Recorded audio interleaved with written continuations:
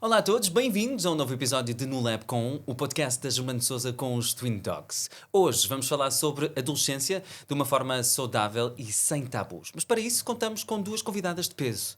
A apresentação é já a seguir. Vocês não vão querer perder nada.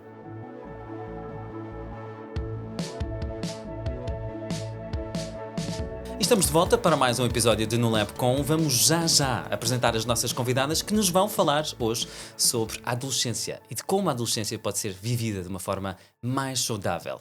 Ao meu lado esquerdo tenho a doutora Inês Rodrigues, ginecologista e obstetra. Olá Inês, é um prazer ter-te connosco. Olá, obrigada. O prazer é meu estar aqui a falar sobre este tema. Obrigado. E temos uma habitué no nosso podcast No Lab com, é a doutora Filipa Mendia, psicóloga clínica. Filipa, obrigado. Obrigada eu estar cá de novo, é muito bom estar As aqui com saudades vocês. já apertavam. É verdade. Confessa. Sem dúvida.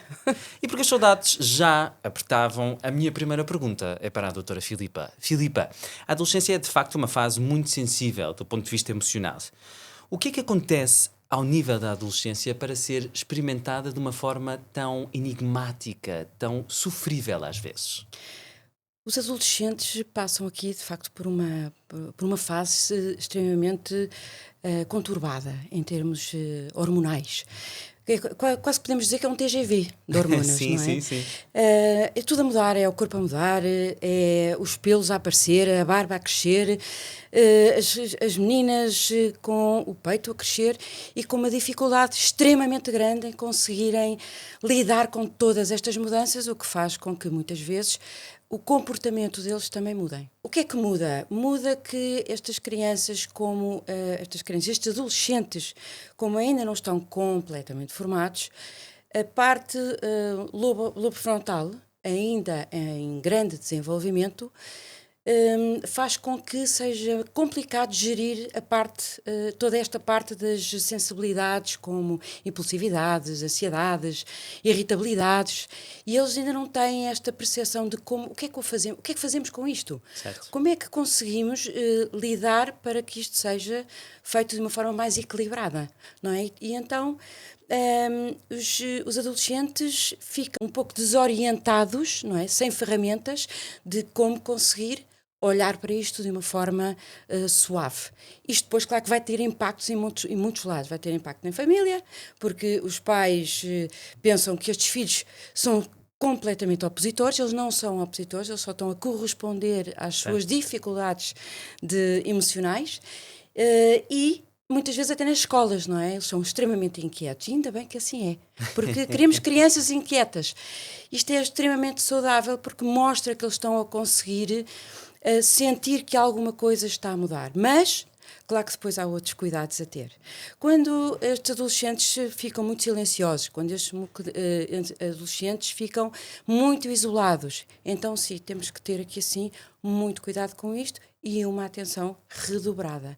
E então entram os pais aqui com esta função de um olhar mais atento de esta criança, este meu filho ou esta minha filha está-se a isolar muito. Então temos que ir resgatar esta criança. Quase como uma sinalização positiva, Exatamente. na verdade. Sim. Falavas há pouco do turbilhão de emoções. Vamos falar agora também com a nossa ginecologista e obstetra, com a doutora Inês, sobre o turbilhão físico, que é a puberdade, sobre as alterações hormonais. E que, de facto, eles experienciam à sua maneira, mesmo que sejam gêmeos. E eu sou gêmeo, posso atestar em loco, na primeira pessoa. Quando é que faz sentido procurar ajuda médica quando falamos de puberdade? Aqui a doutora Filipa já falou aqui de alguns pontos que na verdade até me ajudam um bocadinho. Muitas vezes quando nós pensamos na ginecologia, a primeira coisa que nós pensamos é na menstruação. Para nós é um grande marco. Mas na verdade a menstruação não é o marco da puberdade. Já houve uma série de alterações prévias e aqui para mim eu puxo quase sempre para as raparigas, não é? Puxo para o sexo feminino, mas é muito a questão do botão mamário, do desenvolvimento do pelo, do pico do crescimento e só depois então a menstruação. Muitas vezes perguntam quando é que faz sentido então ter uma primeira consulta de ginecologia. Não acho que haja uma resposta única, como sempre. Temos sempre que adaptar à adolescente que temos à nossa frente. Há uma recomendação do Colégio Americano para haver uma primeira consulta entre os 13 e os 15 anos, mas isto vale o que vale. Às vezes faz sentido, por exemplo, se há pais que sentem que há temas que têm que ser falados e que sentem que não estão a conseguir transmitir o que querem àquela adolescente. Pode fazer sentido vir à consulta e estar, de certa forma, num espaço neutro onde se possa falar sobre o assunto. Pode haver preocupações específicas, por exemplo, de já ter menstruado, ainda não ter menstruado. Menstrua e tenho muitas dores, menstrua e perde muito sangue. De que forma é que aquilo interfere com a qualidade de vida dela ou não? E depois também não é raro, e é muito engraçado teres falado da parte dos gêmeos, porque é uma tendência muito nossa a haver uma comparação. E muitas vezes, se há duas adolescentes numa casa, muitas vezes a irmã já menstruou aos 13 e ela já está nos 14. O que é que se passa? E a verdade Não, mas não é é verdade, raro. total, sim. E a verdade é que há uma série de fatores realmente a dar input aqui para esta primeira menstruação, e se é verdade que a parte genética tem a sua importância e, portanto, nesse aspecto, os gêmeos havia de estar à espera que fosse muito Taco a par a taco. par, exatamente. A verdade é que há uma série de outras condicionantes, desde a massa gorda daquela adolescente, ao exercício físico que ela faz exercício físico mais intenso ou não, a forma como ela está na vida pessoal e na vida escolar dela, se de certa forma é mais ansiosa, é mais estressada e, portanto, acaba por ter ali mais um stress maior, e isso também pode interferir com a primeira menstruação. E, portanto, acho que faz sentido tentar olhar para tudo isto para perceber quando é que realmente faz sentido uma primeira consulta. O que eu acho que é importante reter dessa pergunta é que não temos que estar à espera que haja doença, não temos que estar à espera que haja queixas. Às vezes faz sentido logo uma primeira avaliação para ter uma primeira consulta, para haver ali o estabelecimento de uma ligação entre nós e a adolescente, e depois, pouco a pouco, e à medida que as coisas vão surgindo, complementando nas consultas Nem seguintes. mais. Não é sempre necessário que haja doença para que haja uma consulta médica ou com um profissional de saúde. Portanto, é uma resposta, de facto, super sensata. Inês, é assim mesmo. Vamos agora à nossa Filipa, porque falavas há pouco sobre os silêncios e sobre como a forma os encarregados de educação, os próprios professores, podem estar atentos a eles. Quando é que a adolescência deixa de ser só esta fase mais complicada, ou quando é que estes silêncios podem, de facto, modificar a vida de um adolescente para pior? Tem que estar atento, como estava a dizer há pouco, até nesta é uma altura em que as crianças se identificam muito com o que veem. Temos as redes sociais, que é neste momento um ponto bastante crítico na identificação do que é perfeito no irreal, não é?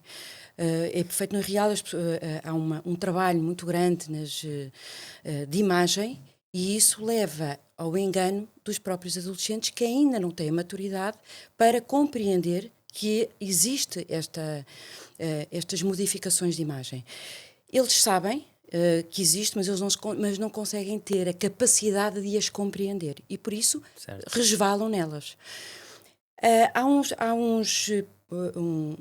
pontos ou algumas considerações que devemos tomar em conta, que é quando eles começam a deixar de comer tanto, ou começam a comer em excesso. Isto é um sinal. Há aqui alguma coisa que não está bem. Emocionalmente não há. É um ponto de tomar em conta. É para estar alerta.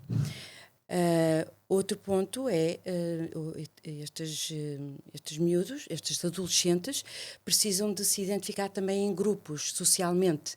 E então eles dizem, ok, se aquele grupo, e normalmente é estes grupos mais populares que têm esta força, é assim, aquelas pessoas têm este físico. Ela é magra, eu não sou. Às vezes a adolescente só tem um corpo um pouco mais largo, não tão fino, porque as nossas constituições são diferentes. Verdade.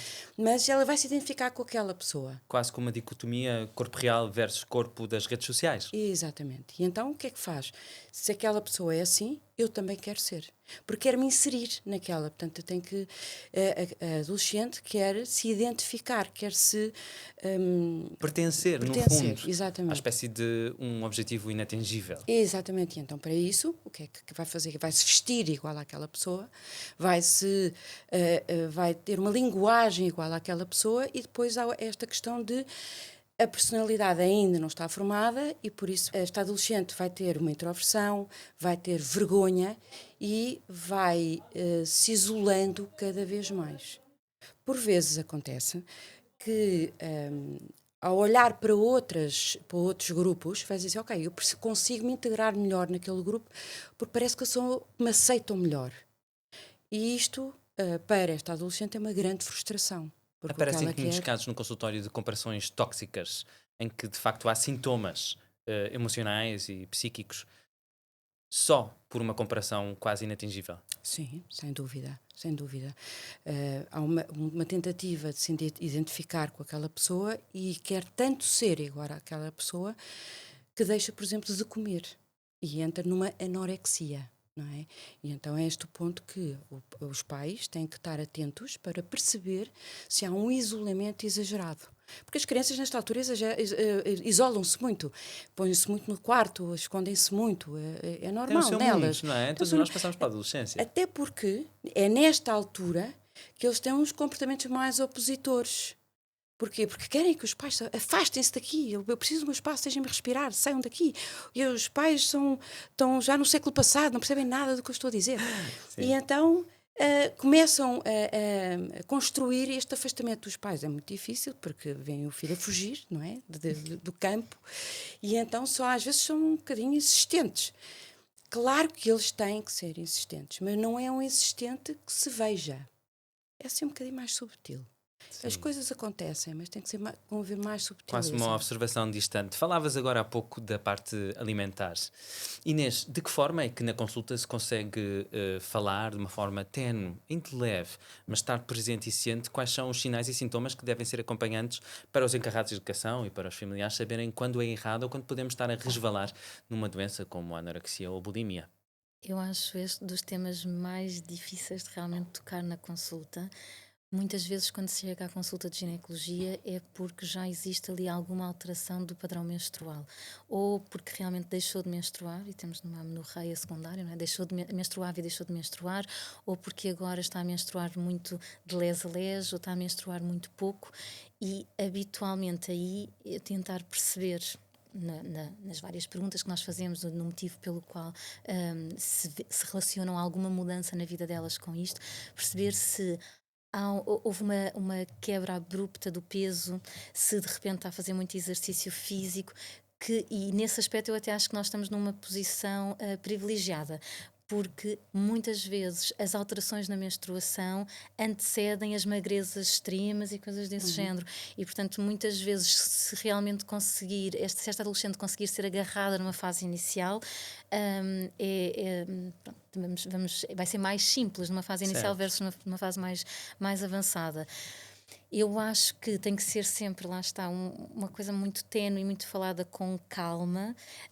Muitas vezes o que eu falo na minha consulta é tentar perceber, e na consulta de adolescente, para mim isto é regra, a não ser que a adolescente diga mesmo que não quer, ou que a mãe se recuse mesmo. Eu tenho sempre um período que falo só com a adolescente, sem a presença, eu disse, da mãe. Pronto, Certo, do encarregado de educação, a pessoa que acompanha a adolescente, sim. E aí às vezes eu pergunto, então e estás satisfeita com o teu corpo? Agora perdeste peso, e o que é que achas? Achas que já estás no tipo de corpo que pretendias? Na verdade até gostavas de perder um bocado mais? E é aqui que eu vou tentando perceber se aquela adolescente, se tem alguma alteração da forma como olha para o corpo, se continua a achar que é gorda e na verdade não é, quais é que são os objetivos dela. E muitas vezes é falar da parte da ginecologia, mas começar a abrir o espaço para eventualmente haver um acompanhamento pela nutrição, um acompanhamento pela psicóloga para orientar este caso mais E é cedo fundamental precoce. porque podemos de facto minorar os sintomas e ajudar depois numa vida já adulta os adultos jovens que são a força motriz de uma economia nacional, mas não é só isso que estamos aqui a falar, é mesmo de saúde, mas também, a par e passo, saúde e economia estão lado a lado. Filipa, nós vamos agora desviar um bocadinho o tema para o início da vida sexual e de como esta parte do início da vida sexual é fundamental para a adolescência. Se começar na adolescência, atenção, não é uma pressão, mas é um tópico bastante importante. E devemos falar cada vez mais de consentimento e de respeito, porque em era de redes sociais, o reencaminhar um vídeo que é proibido é crime, o propagar estas partes de fotos ou de vídeos que não deveriam ser reencaminhados pode estragar a vida de uma adolescente ou então pode mesmo afetar a vida de uma família inteira. De que forma, como psicóloga, falas de consentimento e de respeito com os mais jovens, rapazes e raparigas? Sempre numa vertente de sensibilização, não é? Não só aos adolescentes, mas também, em parte, aos pais. Tem que haver os adolescentes, como são embebidos nestas redes sociais, e não só, muitas vezes até são os próprios amigos, não é? Que Verdade. incitam, não é? Para que as coisas aconteçam rápido demais e a adolescente não está preparada para isso. Toda esta sensibilização que eu faço com eles é o respeito ao corpo, o respeito ao toque, a forma como olham para isso, não é? Porque às vezes há uma certa banalização, não é? Porque os adolescentes, lá está, ainda não têm esta capacidade, portanto, por vezes banalizam muito. É só um momento, é só aquilo. Na realidade, não é só, porque isto é o dar-se à outra pessoa. Depois, a seguir, vai ter aqui um impacto emocional extremamente grande que eles ainda não sabem, mas lá está. Como eles sabem tudo, Exato. não têm esta consciência, não é? Sim. Portanto, é importantíssimo que haja em casa também uma conversa mais aberta, um espaço para que poderem Seguro. conversar sobre isso. E por isso vou sensibilizando neste sentido. O que é que pensas que deve ser? Com o que é que pensas que vai ser? Como é que tu pensas como é que é todo o processo? Os cuidados que têm que ter. Porque apesar de haver estas aulas, não é, de sexologia nas escolas, o que é um facto é que eles depois chegam lá e fazemos o quê? Isto é para fazer o quê? Isto põe-se como? Então, A exemplificação de como usar, por exemplo, um preservativo ou de falar abertamente sobre a sua educação sexual é de facto paupérrima, digamos. Sim, é mais aprofundado, sem dúvida. E tudo isto eu vou falando nas consultas sem qualquer tabu, porque vou-lhes tirando as fundamental. dúvidas, vou tirando todas as dúvidas que eles têm e vou acrescentando por vezes outras, não é? Que eles não têm consciência, que pode acontecer. E tudo isto é extremamente, é muito delicado, porque não deixa de ser um tema difícil para eles, porque há vergonha ao mesmo tempo. Claro, faz parte de todo o início e mesmo de manter o toque, a sensibilidade pode ser e é muitas vezes muito mais profundo do que apenas uma relação sexual puramente física. Inês, nós falamos de sexo e falamos também de ISTs, infecções sexualmente transmissíveis, que estão a aumentar na população mais jovem. Isto porque a informação está cada vez mais difundida, mas os nossos jovens parece que estão a fazer ouvidos mocos. Sim, é assim, há uma vertente que é a vertente otimista, que acredita que nós temos mais ISTs porque rastreamos mais. Verdade. Esta é a parte boa. Essa é a parte boa, sim. Depois, achamos realmente que, apesar de haver muita informação, o preservativo é muito pouco utilizado e isso é uma das coisas importantes na consulta de ginecologia, que às vezes até faz com que os pais tenham algum receio no início do método contraceptivo hormonal, etc., que é: eu vou-lhe dar uma pílula e ela já não vai estar tão preocupada em utilizar o preservativo. E, portanto, é este batalhar do método duplo e de não ser perdida a proteção contra as infecções sexualmente transmissíveis. Eu acho também, e já tive esta resposta e fiquei um bocadinho chocada, que é: e ainda bem que nós cada vez conseguimos oferecer melhor qualidade de vida a pessoas com infecções graves, mas que de certa forma isso fez com que se banalizasse essas mesmas infecções. Porque eu já Certo. tive uma adolescente que me disse: sim, HIV, mas há medicação, não é? cronificou a doença. Não vou morrer disso, vou morrer de outras coisas. E eu acho que houve uma altura em que se tinha mais receio, viam-se Certo. casos mais graves e agora esse receio perdeu-se um bocadinho e acabou por se banalizar e relativizar estas Até porque temos doenças. em Portugal e nos países do Norte da Europa, temos estudos e temos mesmo resultados clamídia e gonorreia a subir como Subir. nunca antes, É verdade. e temos de ter atenção também para a parte da fertilidade, muito embora os adolescentes obviamente que não pensem nisso, a maior parte deles, penso eu, mas vai impactar o futuro e é a sífilis importante. também. A sífilis. Que não tratada pode faz- dar, por exemplo, sim. sífilis terciária, neurológica, com sintomas neurológicos. Portanto, é de facto importante. E nas consultas, quer de psicologia, quer também de ginecologia, e como eu, médico de família, devemos incidir sempre, mesmo que seja ao de leve e falar. Portanto, é importante falarmos disso. E vamos falar novamente outra vez da era digital, porque nós estamos aqui também, graças a ela, e vamos falar sobre os telemóveis. E é tempo de falar com a nossa psicóloga. A Austrália baniu recentemente o uso de redes sociais, TikTok e Instagram, a pessoas com menos de adolescentes e a crianças com menos de 16 anos. Portugal e a União Europeia legislou sobre isso, ainda não temos propriamente regras tão específicas e tão apertadas. O telemóvel pode arruinar a infância e a adolescência de uma pessoa? Primeiro tenho que dar os parabéns aqui à Austrália, porque de facto seria importante nós também termos essa linha de cortarmos as redes aos adolescentes com 16 anos, tendo em conta que eles ainda não têm a maturidade para saber o que é que seguem. Eles precisam de uma identificação, e se eles se identificam com alguma coisa menos boa na rede, eles vão cair naquilo que é mais tóxico e menos bom para eles. Podemos pensar num influencer de videogames, não é? Em que eles vão querer tão ser igual a eles que se isolam cada vez mais, vão julgar cada vez mais, e isto pode ser perigoso, porque pode se tornar aditivo. Além de termos depois outras componentes eles vão se isolando cada vez mais, até porque há uma tendência muito grande para se isolarem já nesta altura, e falam-se entre eles dentro dos quartos e das quatro paredes. Porquê é que eu preciso vir cá para fora se eu posso fazer exatamente a mesma coisa com uma tela à frente? Não é? Certo. Então vamos falar outra vez da vergonha que aumenta, inibições que aumentam, dificuldade de socialização que aumenta. Portanto, estas redes sociais, atenção, eu não sou contra as redes sociais, porque há coisas que são boas e positivas, mas há coisas que não são boas nem positivas, e lá está. Têm que entrar os pais para olhar para o que é que os filhos estão a ver. Não é numa de eu quero saber o que é que eles estão a fazer, como se fosse um Sherlock Holmes, não é? Sim. Mas perceber o que é que eles estão a ver, para quê? Para os ajudar a pensar naquilo que eles estão a ver e não os retirar e não dizer o que é que eles têm que fazer. E os adolescentes têm que ser direcionados. E o direcionados é ajudá-los a pensar, ajudá-los a desenvolver, a crescer. E, portanto, quanto mais eles perceberem o que é que estão a ver, melhor eles vão crescer. Sim, Mais quase. ferramentas vão ter. Verdade, uma responsabilização, mas uma espécie de independência também ao mesmo tempo. Mas eu vou ser um bocadinho um advogado do diabo. Inês, proibir resulta. Eu, na minha consulta, não falo tanto da parte das redes sociais, não é? Mas, na minha opinião, proibir não resulta, e também não resulta evitar o tema, que é muitas vezes o que acaba por acontecer. E é o mais fácil, não é? Passar a bola para alguém. Se eu não falar sobre ter início de vida sexual, pode ser que ele não se lembre disso. Isso não é verdade. Há imensos estudos a perceber que, na Claro que verdade, a percentagem de adolescentes já com vida sexual iniciada é muito superior àquela que os seus próprios pais acreditam que Imaginariam, existe. sim. Portanto, não vale a pena proibir, vale a pena, lá está, orientar.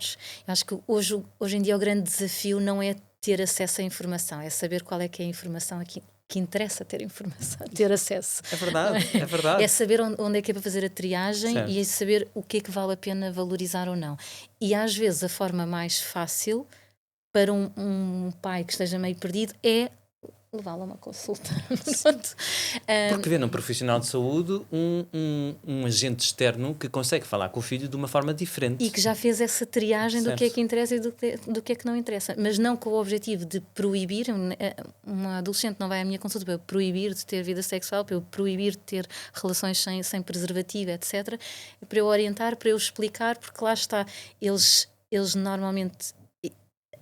A adolescente é bem intencionada, não está ali só com o objetivo de se opor, mas tem que ser esclarecida, tem que sentir que a decisão está a ser dela. É uma decisão esclarecida, mas a decisão é dela, não lhe foi imposta. E é isso que a consulta permite. E são 2 momentos de consulta diferentes, mas ao mesmo tempo sinérgicos. Filipa, conta-nos. O que eu queria se calhar acrescentar aqui é quando falamos com a adolescente ou com o adolescente e lhe permitimos ser quem é uma abertura tão grande que nós conseguimos falar de alguns temas como este com uma leveza muito maior, porque é permitido. Sim. E é tão bom quando os vemos de repente a libertarem todo aquele excesso que eles têm lá dentro e daquelas dúvidas que eles têm lá dentro e que viram isto e a rede social mostrou isto e nós conseguimos falar com eles, desmistificar mesmo muitas vezes as coisas que eles veem e que ficam com tantas dúvidas. Portanto, esta abertura é, de facto, que damos na consulta, que é um espaço seguro em que eles podem falar e sabem, porque depois vamos tendo toda esta relação, não é? De eles sentirem segurança para isso, eles poderem libertar tudo isso num espaço seguro em que está tudo bem, eu posso falar aqui, isto não vai ser largado para estes... E julgado por alguém, não é? Um espaço seguro. E só queria acrescentar isto, que é, no telejornal, que foi há uns dias, que eu vi que os adolescentes estão a consumir menos redes sociais. Eu sei, extremamente interessante. E a publicar menos, quase como uma espécie de burnout digital, não é? Exatamente. Eu acho fundamental. Cada vez menos não expor tanto a sua vida, mas se o quiserem, com os seus entes queridos e com os seus amigos, de uma forma segura, podem e devem fazê-lo. Cada um depois depreenda à sua maneira e vai moldando a sua personalidade. Um tempo muito escasso para falar agora sobre cyberbullying e como uma forma de desvirtuar o corpo ou então sofrer uma ameaça através do mundo digital pode também alterar a personalidade da pessoa. Filipa, rapidamente. Sem dúvida, sem dúvida. Esta criança fica aflita. Estão-me a atacar, não é? Esta pessoa que me está a pôr... exposta, está-me a atacar, o que é que eu faço, não é? E este adolescente, lá está, não tem a maturidade para saber o que é que há de fazer. E a primeira coisa que faz é esconder-se. Não fala, não diz, não verbaliza, tem medo que os pais, de alguma maneira, a possam julgar. Ela própria vai se julgar, porque eu tenho a certeza que fiz um ato qualquer e chamei a atenção desta pessoa. E lá... começa a entrar no isolamento, começa a ouvir cada vez mais aquela pessoa e depois o que pode acontecer, como estávamos a falar há bocado, da parte sexual, não é? Que desta pessoa que está a fazer esta ciberbullying com esta adolescente, tornar isto num ato que ele quer que se siga, não é? E às vezes é expor o corpo. É mais. Não é? E o expor o corpo equivale que depois isto é uma rede. E passa, e passa, e passa, e passa, e ela de repente está-se a ver numa situação difícil de controlar, que não consegue, e só contar mesmo num vulcão de emoções e num desespero tal, é que acaba por deixar muito tenue sair com esta conversa aos pais. E não raras vezes acontecem desastres, como por exemplo suicídios, vemos nas notícias, mas também nós como profissionais de saúde temos acesso a dados confidenciais e sabemos claramente que o nível de suicídios está a aumentar. Vamos falar agora de um tema mais ligeiro, é rápido, o tempo urge, mas Inês, eu preciso te perguntar, porque muitas vezes as miúdas lá em casa, quando vão ao ginecologista pela primeira vez, perguntam à mãe, mãe, ou à amiga mais velha, quando é que eu tenho que fazer o Papa Nicolau? Ou como no Brasil diz, preventivo. O que é isso? Isso é para quê? E quando é que eu tenho que começar a fazer?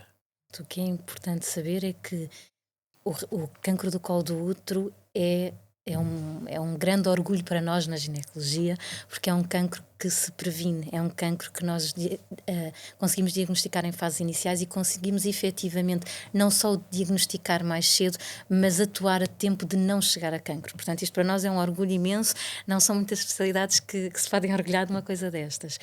E é um cancro que, além disso, nós temos tido um papel importantíssimo, nós e Portugal no seu todo, certo. pediatria, medicina geral e familiar, etc., que tem sido, com as altas taxas de vacinação que nós temos em Portugal e com a vacinação para o HPV, cada vez mais nós temos uma grande população. Há um antes e um depois da Garda Asilo. Exatamente. E com esse antes e depois vêm as recomendações que mudaram.